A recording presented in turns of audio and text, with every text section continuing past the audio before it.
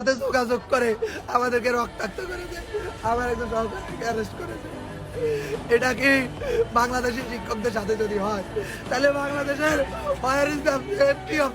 বাংলাদেশ আন্দোলনকারী শিক্ষকের গায়ে যে আপনি হাতটাও তুললেন, আপনার কি হাতটার বোটটা কাই পড়লো না?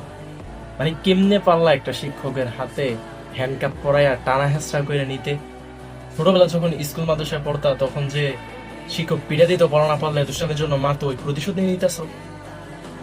আরে ভাই, তুমি যে এই জায়গায় আসছো, তুমি যে এখন একটা চাকরি করতেছো, সরকারি কর্মকর্তা, তোমার এই জায়গায় আসার জন্য তো কোনো না কোনো শিক্ষকের অবদান আছে। আর শিক্ষকরা যে এই একটা আন্দোলন নিয়ে নামছে, এটা তো কোনো অযৌক্তিক না, এটা যৌক্তিক। তাদের দাবি আদায়ে তারা মাঠে নামছে। এখন তুমি যে তোমার পাওয়ারটা খাটাইতেছ, এটা কি ঠিক? আপনি যে হ্যান্ডকাপ পরানোর যে পাওয়ারটা পাইছেন, ওইটাও তো কোনো না কোনো শিক্ষক আপনাকে তৈরি করে দিয়েছে।